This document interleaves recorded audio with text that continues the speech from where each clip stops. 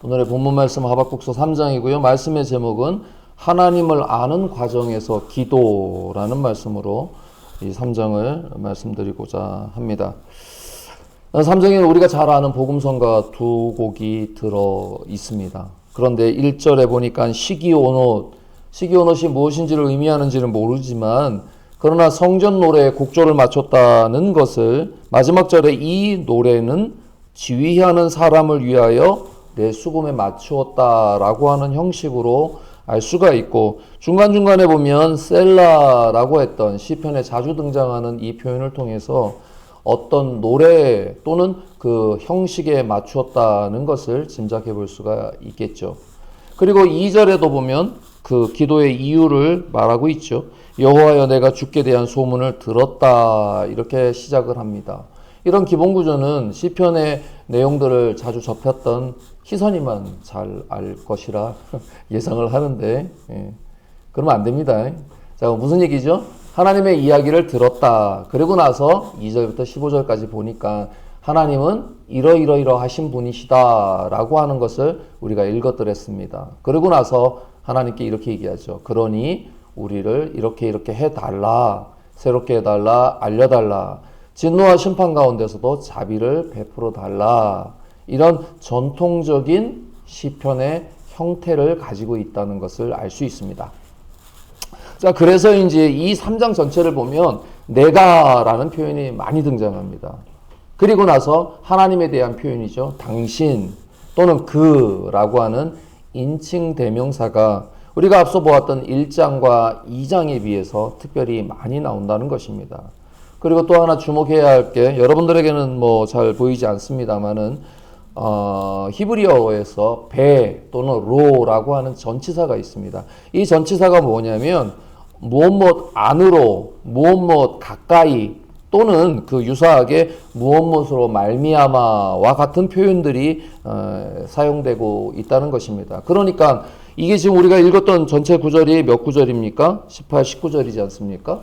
그런데 여기에 자그마치 16번 이상 16번이죠. 배 또는 아까 말했던 로라고 하는 전치사가 쓰였다는 것을 보면 그 대상이 지금 자기와 하나님, 그리고 무엇 안으로, 무엇 가까이, 이렇게 할 때에 그 기도의 어떤 전체적인 방향, 그 의도, 이런 것들을 가름해 볼 수 있다는 것입니다. 특별히 그 중에서도 우리가 좀 신경 써야 할 구절이 바로 13절인데 13절의 말씀을 한번 같이 읽어 볼까요? 13절 시작. 주께서 주의 백성을 구원하시려고 기름 부음 받은 자를 구원하시려고 나오사 악인의 집에 머리를 치시며 그 기초를 바닥까지 드러내셨나이다. 셀라라고 하는 표현을 통해서 하나님께서 주의 백성을 구원하신다라고 하는 표현입니다.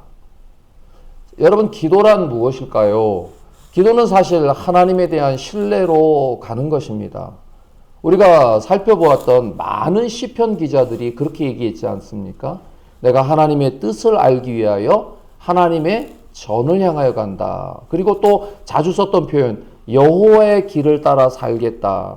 이런 표현들은 시편 1편 우리가 잘 아는 것처럼 하나님의 말씀을 따라 살고자 하는 삶이 우리 삶에서 드러나지 못하는 것에 대한 기도를 통해서 하나님을 더 가까이 가는 것, 하나님께로 가는 것, 하나님 안으로 하나님을 향하여 가는 것, 이것이 기도의 의미라고 말할 수는 있겠죠. 그런데 우리는 이미 하박국 1장과 2장을 살펴보니까 하나님께서 지금 누구를 심판하시겠다고 하셨죠? 유다를 심판하시겠다고 하신 것입니다. 왜 그럼 유다를 심판하시는 것이죠? 우리는 미가서를 통해서 하나님의 백성이 하나님이 하셨던 말씀을 따라 살지 않았던 결과인 것입니다. 그렇다면 우리가 생각해 보면 기도는 이렇게 유다를 멸망하시겠다 하셨던 하나님의 뜻에 대하여 하나님 그렇게 하시면 안 되는 것 아닙니까? 라고 말할 수 있다는 것이죠. 그러면 기도는 우리가 요구하는 것 또는 기도는 하나님 이렇게 해 주세요 라고 하는 것에 비한다면 오늘 하박국 3장의 기도는 우리가 생각했던 것과는 좀 차이가 있다는 것을 알 수 있습니다. 왜냐하면 자, 이제 유다는 심판을 받는데 어떻게 심판을 받느냐라고 하면 이스라엘을 중심으로 한 유다는 약소국입니다. 그런데 하나님께서 2장에서 어떻게 심판하시겠다 그랬죠? 새로운 아시리아가 물러나고 아시리아 다음에 바벨론이라고 하는 신흥국가가 등장하고 이 신흥국가는 그 당시는 그냥 뭐 무역과 이런 것만 하는 게 아니잖아요. 어떻게 해요? 힘이 없는 민족을 어떻게 합니까? 전쟁을 통해서 야, 나 힘 있어. 너 어떡할래? 조공 바쳐. 안 바치면 가서 침공하고. 이것이 그들의 정당한 방식이었죠. 그러니까 약했던 유다는 그 바벨론에 의해서 멸망을 당한다는 것입니다. 이런 사실을 누가 지금 2장에서 하박국이 기도하면서 들었던 것입니다. 그러니 하박국은 이거 아닌데요. 하나님 당신은 그런 분이 아니시잖아요 라고 말을 하고 있다는 것입니다. 여러분, 그런 면에서 기도는 하나님 앞에 일종의 따지는 것처럼 보이지만 하나님께서는 따지지 말라라고 하시는 것이 아니라 오히려 우리에게 그렇게 따지기 위해서 하나님 앞으로 나오라라고 하는 초청이라는 것입니다. 이미 우리가 70몇 편이 넘는 시편을 통해서 많이 살펴본 것은 무엇입니까? 하나님 왜 그렇습니까? 라고 하는 것을 하나님께서는 수납해 주신다는 것입니다.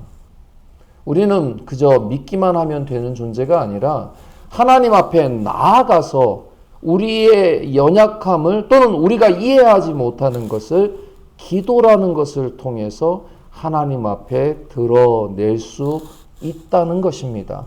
그런 과정에서 오늘 3장은 이 하박국이 하나님의 뜻인 유다가 멸망되는 것을 어떻게 그가 받아들이게 되는가라고 하는 것이 기도를 통해서 이루어지고 있다는 것을 여러분에게 말씀드리고 싶은 것입니다. 그런데 우리가 이 모든 것을 건너뛰고 유다가 망하는 것은 하나님의 뜻이고 그러니 하박국은 하나님의 뜻을 받아들여서 기뻐했다라고 하는 몇 줄 안 되는 것으로 정리를 해버리면 문제가 있다는 것입니다. 혹시 여러분 이런 찬송가, 복음성가를 아십니까? 한번 들어볼까요?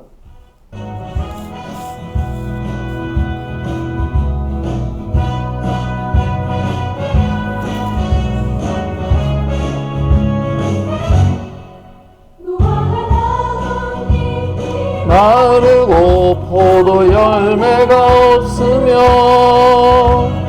감람나무 열매 그치고 논밭에 식물이 없어도 우리의 양떼가 없으며 외양간 송아지 없어도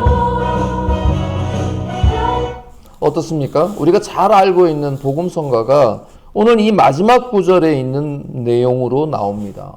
이 분위기와 우리가 지금 여러분이 목소리로 내어 읽었던 내용과 잘 맞습니까? 물론 구원으로 인하여 즐거워한다라고 하는 것은 명제, 즉 참인 명제입니다. 우리는 늘 구원으로 인하여 즐거워하며 살아간다라고 하는 말이 결코 틀리지 않다는 것도 잘 알고 있습니다. 그런데 문제는 그렇다면 왜 기도해야 하는가라고 하는 문제가 발생합니다.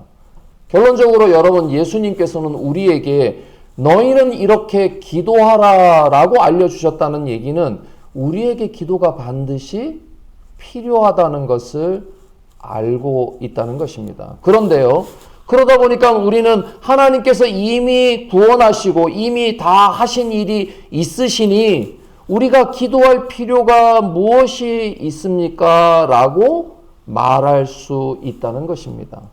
이런 이유로 우리가 기도에 대해 등한시하는 경우가 있다는 것이죠.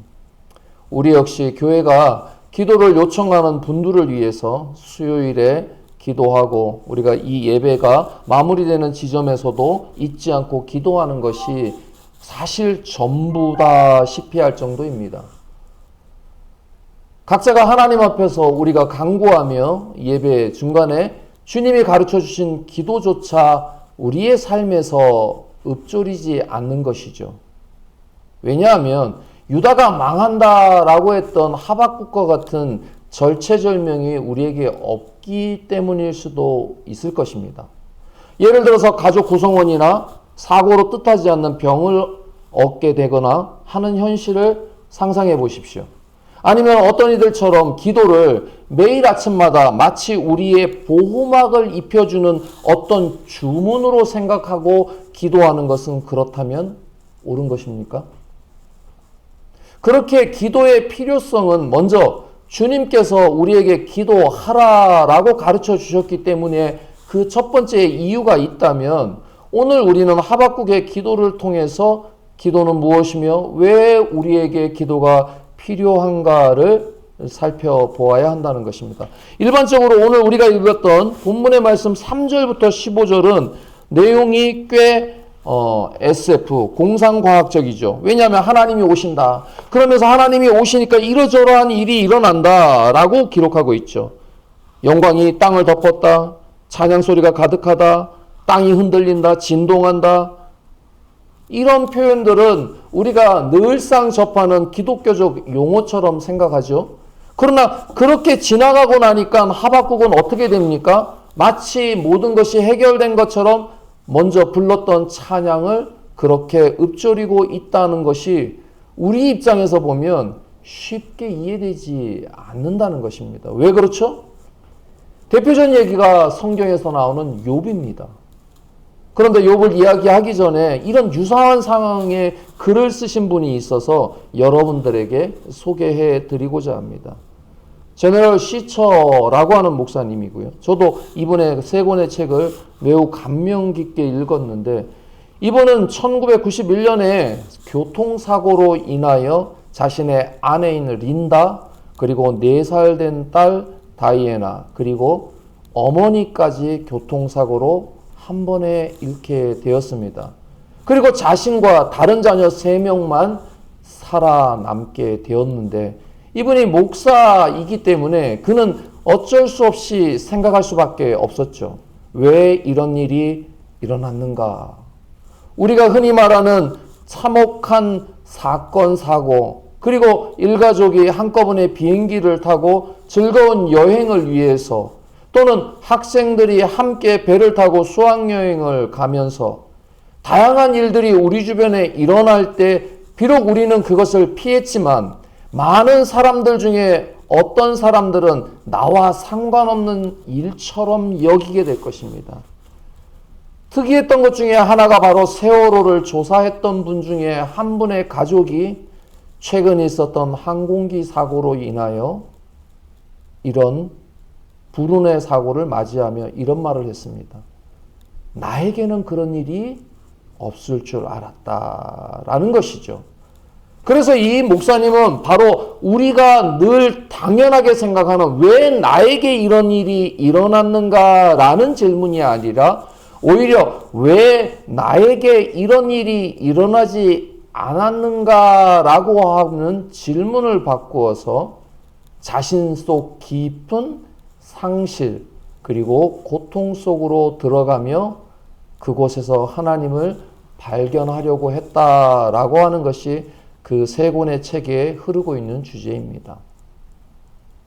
그런데 제가 특별히 기억나는 내용 중에 하나는 목숨을 건졌지만 많이 다쳐서 기부스를 한 아이를 씻길 때에 그 목사님은 깊은 절망에서 헤어나지 못했다라는 얘기를 할 때 굉장히 저도 슬펐던 것을 기억하고 있습니다.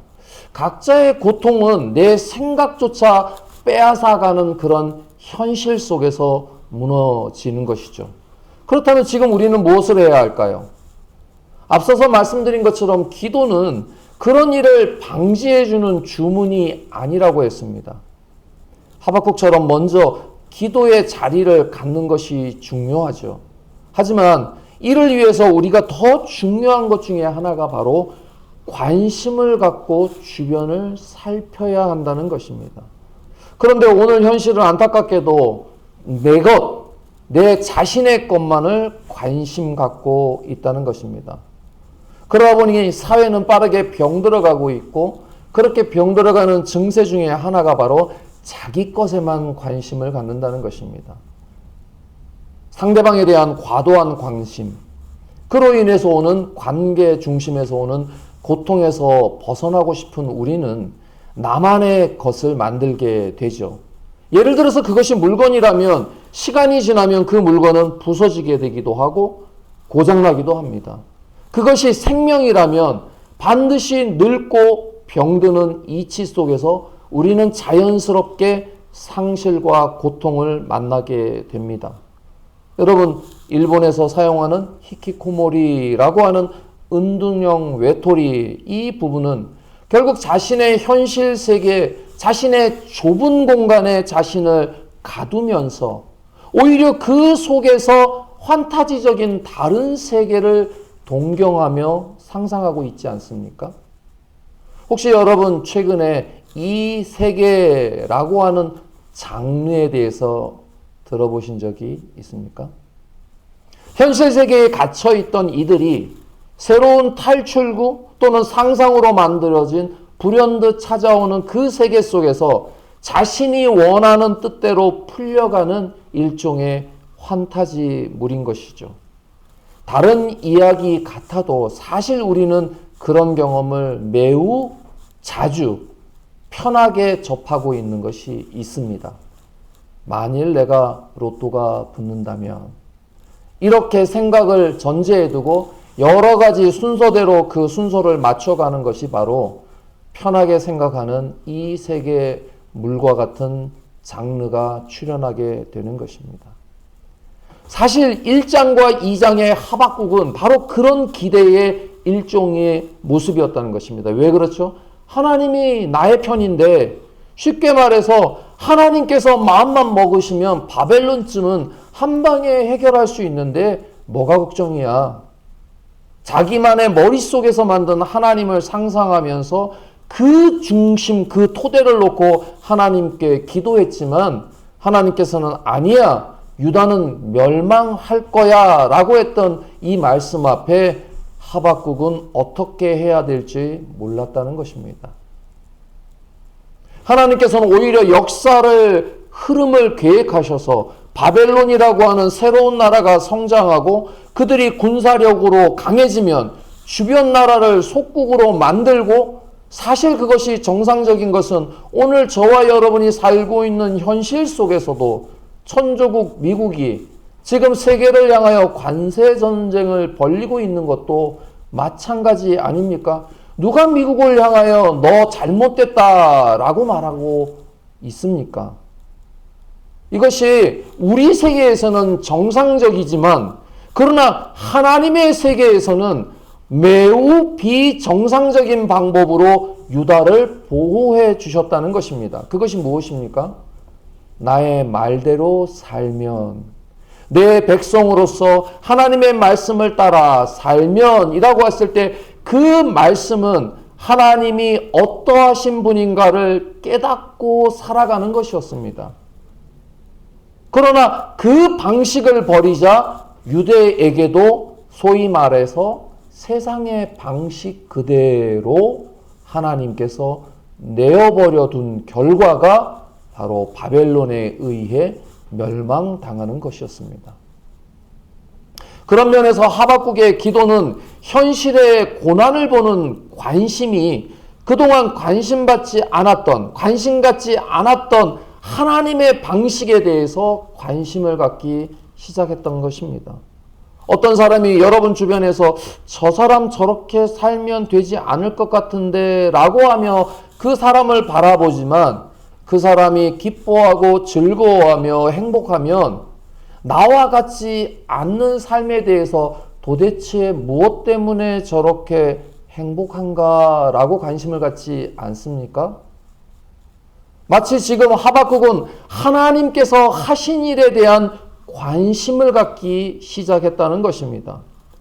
우리 주변에 일어난 일들에 대해서 관심을 가져야 하는 이유가 하나님께서 행하시는 일들의 꽤 많은 부분들이 바로 우리 주변에서 일어나고 있는 일들을 통하여 마치 그림자처럼 함께 붙어 있기 때문입니다.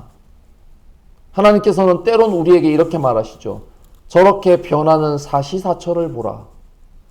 때로는 우리가 과학적인 이론을 가지고 이야기하는 과정에 그것을 누가 만들었는지, 때로는 왜 그렇는지 한번 살펴보라. 지난주에 살펴봤던 것처럼 때로는 아무것도 아닌 미물을 보며 개미를 보라 라고 하는 것도 바로 관심을 가져보라 라고 하는 것일 수 있다는 것입니다. 왜죠? 그것을 통해서 보아야 할 것이 있기 때문입니다. 구약은 그런 면에서 그림자와 같은 것입니다. 하나님께서 어느 방향으로 가시는지 하박국은 그 하나님께 관심을 가지며 알 수 있었다는 것입니다. 하박국은 하나님의 세계와 현실의 세계를 분리해서 보았지만 오히려 이제는 하나님께서 하신 일을 통해서 이 두 세계를 분리하지 않고 볼 수 있는 능력이 생겼습니다. 오늘 그리스도인들이 얼마나 이 두 세계를 분리해서 살고 있습니까? 그래서 여러분들이 그런 사람을 보면 아주 정확하게 눈치채고 그런 사람을 가까이 하고 싶지 않은 것 아닙니까? 교회에서는 이렇게 저렇게 웃으며 은혜스럽게 하다가도 돌아서면 세상 그 어떤 사람보다 영악하게 살아가는 그런 사람들 말입니다. 이런 사람들이 바로 두 세계를 분리해서 사는 사람들입니다. 앞서 말씀드린 것처럼 자기의 것이 아니라 하나님의 것이 무엇인지에 대하여 관심을 가질 때 하박국이 하나님과의 관계를 올바로 세우는 것처럼 저와 여러분이 하나님 앞에 나아가는 기도라는 것은 바로 하나님과 나와의 관계를 새롭게, 아니 올바르게 세우는 두 번째라는 것입니다. 말이 어려우니 좀 쉽게 생각을 해볼까요? 어린 자녀에게 과자를 사주면서 아빠 먼저 줘, 엄마 먼저 줘, 또는 나 하나 줄래? 라고 하며 요구를 하면 부모가 과자를 보기로는 말로 빼앗는 것처럼 보이지 않습니까? 그러나 사실 관심의 대상은 그 과자가 아니라 그것을 준 부모와의 관계에 대해서 우선순위를 가르치려는 기회로 삼는 부모의 마음을 자녀는 알까요? 모를까요? 하박국의 요구가 바로 그것입니다. 자녀인데 왜 때리냐? 하나님께서 우리를 선택해놓고 멸망시키는 게 말이 되느냐? 그러려면 왜 선택했느냐? 그러려면 왜 과자를 사줘가지고 나를 고통스럽게 하느냐? 그러느니 차라리 나는 안 먹겠다라고 투정하는 것과 별반 다르지 않다는 것입니다.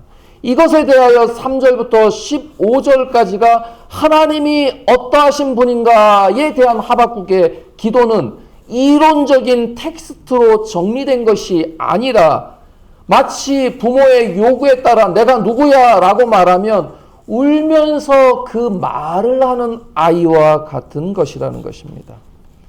하나님이 대만에서 오신다. 우리 아버지는 과자를 사주시는 분이야. 거룩하신 분께서 바란산에서 오신다. 우리 아버지는 나에게 과자를 사줄 수 있는 분이야. 하늘은 그의 영광으로 뒤엎었고 땅에서 찬양 소리가 가득하다. 내가 오늘 이것을 먹고 나면 내일 또 용돈을 주실 분이야. 그에게서 나오는 빛은 밝은 햇빛과 같다. 이렇게 그는 어떤 책에 있는 명제를 논하는 것이 아니라 지금 눈앞에 있는 자신의 민족이 멸망하는 것을 알면서도 자신의 하나님이 어떠하신 분인가를 기도하는 내용에 채우고 있는 것입니다. 그래서 그 표현이 나는, 당신은 이렇게 계속 이야기하고 있다는 것입니다.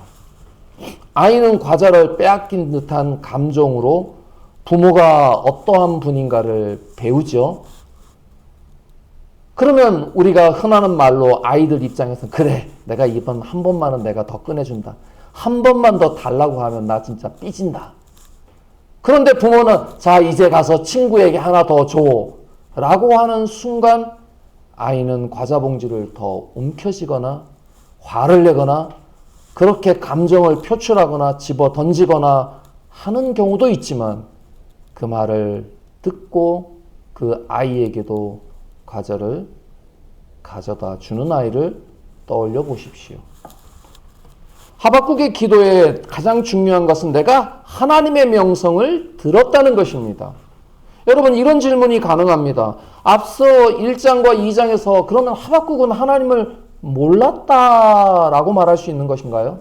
잘 생각해 보면 아는 것에서는 두 종류가 있습니다. 하나는 우리의 귀에 들려서 아는 것. 그래서 기억하고 배워서 아는 것을 우리는 대부분 아는 것이다 라고 말을 하지만, 오래전 철학자들은 아는 것을 참으로 규정된 것에 대한 이런 의미를 가지고 있습니다. 즉 말해서 우리가 안다라고 말하면 그것이 참인 것입니다. 부모에 대해서 안다라고 하면 그 부모가 나를 사랑한다는 것을 아는 것을 전제한다는 것이죠. 그러니까 하박국의 아는 이야기를 다시 시작해야 하는 이유가 여기에 있습니다. 계속해서 생각을 이어가 보면 이 아는 것에 대한 그러면 반대적인 개념은 모르는 것입니까? 틀린 것입니까? 어떻게 연결하느냐에 따라서 달라지겠죠. 정의적으로 보면 모른다는 것은 지식의 부재로 와서 배우지 못한 상태를 우리는 모른다라고 말하는 것이라면, 틀린 것이라고 하는 것은 잘못된 정보로 인하여 판단하는 결과로 틀린 것이 되는 것입니다. 그렇다면 하박국은 그 둘 중 무엇이었을까요? 요즘에 사용하는 말 중에 메타인지라는 표현이 있습니다. 들어보셨나요? 이것은 바로 방금 말씀드린 두 가지, 모르는 것과 틀린 것을 내 속에서 스스로 판단하는 능력입니다. 아, 이것이 모르는 것이었구나. 아, 이것이 틀린 것이었네. 라고 그것을 구분할 줄 아는 능력을 메타인지라고 했습니다. 하박국은 자신의 틀림을 인정하면서도 과자가 아니라 부모가 중요하다는 것을 배우듯이 하나님에 대하여 바로 아는 것부터 시작했다는 것입니다. 그렇게 되자 하박국의 마음속에 유다에 대한 멸망에 대한 올바른 인지가 그의 마음속에 잡혔다는 것입니다. 기도는 이렇게 하나님의 관계 속에서 우리 속에서 잘못되거나 틀린 것, 배우지 못해서 오는 것들을 바로잡도록 해 주신다는 것입니다. 따라서 중요한 것은 멸망하는 유다보다 왜 그렇게 하시는가 하는 하나님의 뜻하심을 하박국은 기도를 통해서 깨닫게 되는 것입니다. 그 깨달음의 결과가 우리가 함께 들어보았던 무화과 나무 잎이 마르고 포도나무의 열매가 없을지라도 라고 말하는 것과 19절 상반절에 나오는 주 여호와는 나의 힘이시라 라고 하는 고백으로 이어지는 것입니다. 그런데요, 이 본문에 앞서 가장 중요한 말씀이 16절에 있는 말씀인데 16절에 있는 말씀을 함께 읽어보겠습니다. 시작. 내가 들었으므로 내 신사가 하려고 그 목소리로 말미암아 내 입술이 떨렸도다. 우리가 우리를 찍어 올라오는 빨간 날을 내가 기다림으로 이기는 것이 내 뼈에 들어왔으며 내 몸은 내 척소에서 떨리는도다. 여러분, 이 말씀이 꽤 어렵죠? 그런데 여기에서 후반부에 나오는 그러나 나는 우리를 침략한 백성이 재난당할 날을 참고 기다리겠다. 이미 유다는 이미 멸망한다는 것은 기정사실입니다. 그 다음에 이어지는 것은 무엇이죠? 우리를 침략한 바벨론 역시 재난당할 것을 어떻게 알았을까요? 네가 나 때렸으니까 너도 망하게 될 거야 라고 하는 복수심인가요? 그렇게 질문을 던져놓고 하나님의 심판에 대한 온전한 이해가 없다면 결국 하박국은 유다가 당할 고난 넘어서 바벨론이 당할 것까지 살펴보았는데, 고백했는데, 하나님, 오늘날 우리는 신앙을 공식처럼 외우기 때문에 지금과 같은 문제투성이의 기독교에 속하고 있다는 것입니다. 왜죠? 우리나라는 계엄의 사태가 벌어졌고 아직 해결하기는커녕 시작조차 제대로 되지 못하는 이 상황 속에서 많은 교회의 리더들이 마치 하나님의 뜻인 것처럼 받아들이고 행동하고 말하고 있기 때문입니다. 예를 들어서요. 하나님께서 물건을 훔치는 것은 나쁘다라고 하셨다면, 그래서 예전에 혼났다. 그런데 지금 물건을 훔쳤다. 그러니 여전히 혼난다라고 하면 논리적인 정합성은 맞는 것 같은데 여기에는 논리의 비약이 있죠. 예를 들어서 그러하다면 하박국이 받아들였던 유다 멸망처럼 현 정권의 멸망도 받아들여야 하는 것이 맞는 것 아닙니까? 비록 물건 훔치는 것은 나쁜 것이라고 하는 듣기에 그럴듯한 명제를 찾아놓고 그 명제를 이용해서 자신들이 원하는 주장을 교묘하게 섞어버렸기 때문에 앞서 우리가 주변에 대한 관심을 갖지 않는다면 저와 여러분들은 많은 사람들이 빠지는 함정들처럼 그렇게 모르는 것과 틀리는 것 어디쯤에서 세상 주관자들이 교묘하게 섞어놓은 그럴싸한 주장에 현혹된다는 것입니다. 그럼에 비해서 하박국은 하나님의 하신 일에 대한 참된 명제를 깨달았다는 것입니다. 그것이 무엇인가요? 우리는 계속해서 하나님께서 원하시는 것이 무엇인가를 미가서를 통해 배우며 여기까지 왔습니다. 미가서를 중심으로 그 앞뒤를 싸고 있던 요나와 나훔서 그리고 오바댜서와 이렇게 지금 하박국서를 다루면서 하나님의 뜻을 벗어난 유다의 심판은 마땅한 것은 유다라고 해서가 아니라 아시리아든 바벨론이든 세상의 그 어떤 나라라도 하나님의 공의 앞에서 예외가 없다는 사실인 것입니다. 따라서 참된 명제인 하나님의 공의가 이 땅에서 실현되고 있다는 것을 하박국은 깨달았다는 것입니다. 그러니까 바벨론을 향한 복수가 아니라 바벨론 역시 하나님의 뜻대로 살지 않는 하나님의 공의에서 벗어났기 때문에 바벨론 역시 하나님의 심판이 된다는 사실을 하박국은 깨달았습니다.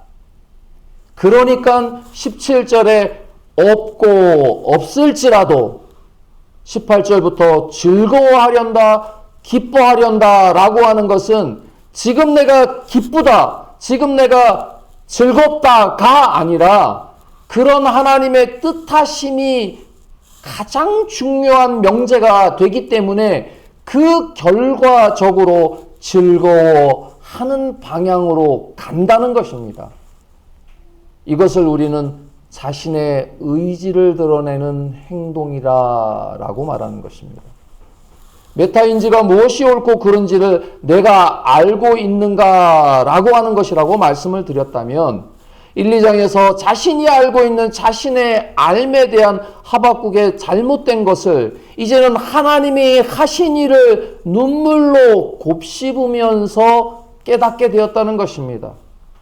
엄마에게, 아빠에게, 친구에게 과자 하나씩을 건네며 자신의 과자 봉지가 비워져 가는 것, 그것을 꾹꾹 참고 사실은 그 양의 개념도 모르는 아이가 하나씩 나누어 주고 있다는 그것, 그의 손에 들려진 그 가벼운 무게를 어떻게 알겠습니까? 많은, 그럼에도 불구하고 그 아이의 눈 속에 눈물이 가득 찼지만 부모가 착하구나 라고 하는 그 말 속에서 이제 그 아이의 울분이, 그 아이의 눈물이 즐거움으로 바뀌고 있는 순간을 떠올려 보시기 바랍니다.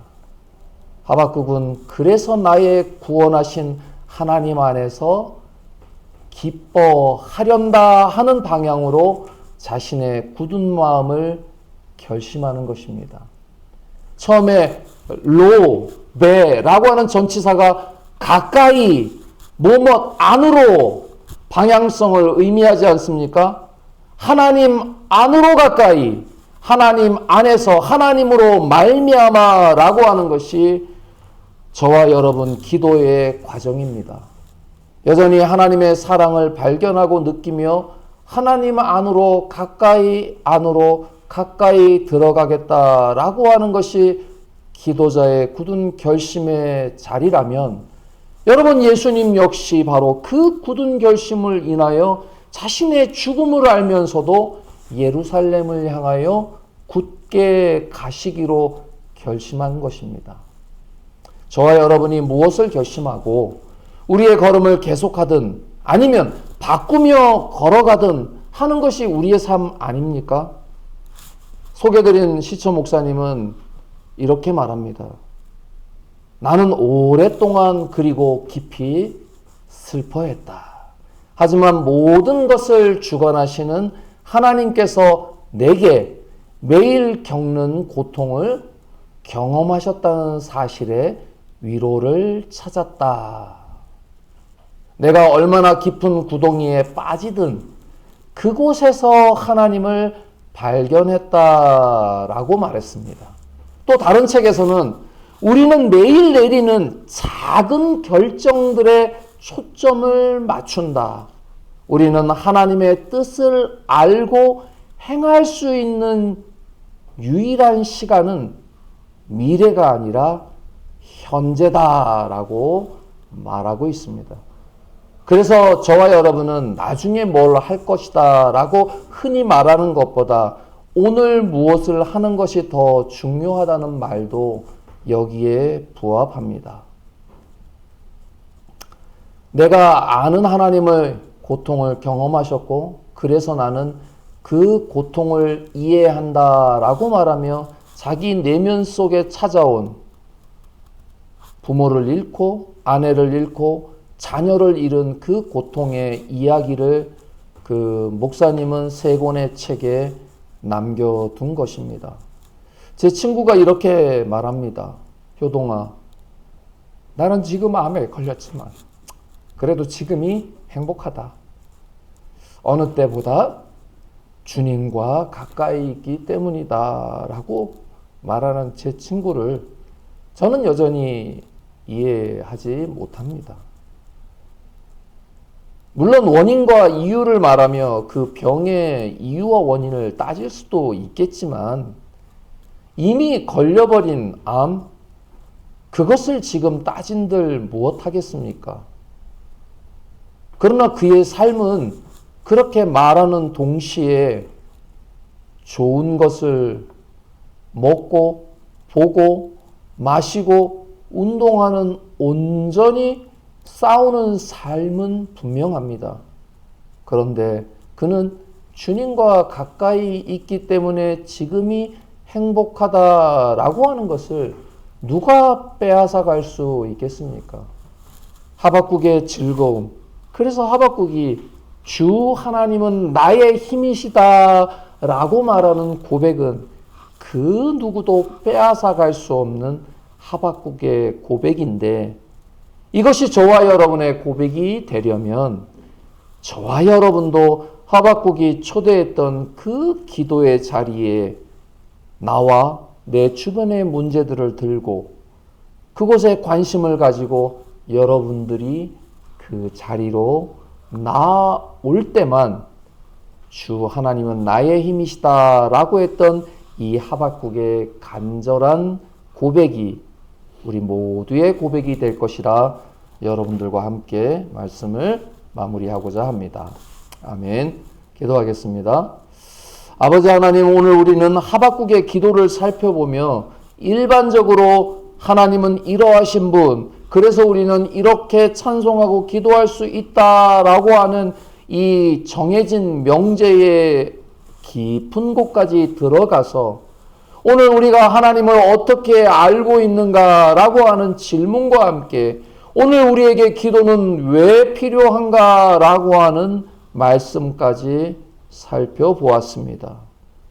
하박국은 글을 쓰기 위해 내용을 적은 것이 아니라 그의 삶의 고통 깊은 곳까지 내려가 이제 자신의 민족이 멸망을 앞두고 있음에도 불구하고 하나님의 뜻하심을 발견하고 기뻐하는 하박국을 만나고자 합니다. 우리 삶 가운데 각자가 오늘 결정해야 할 일들은 이 예배 후에도 여전히 일어나게 됩니다. 남편과의 말, 아내와의 말, 자녀들과의 말하는 대화 속에서도 우리가 만나는 주변의 많은 사람들 속에서도 우리는 어떻게 할까 저렇게 할까 판단하며 선택하며 살아갑니다.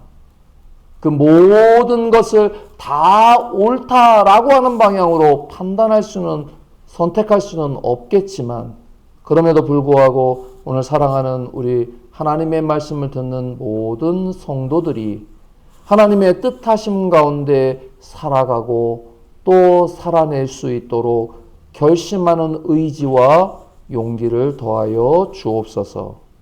예수님의 이름으로 기도합나이다. 아멘.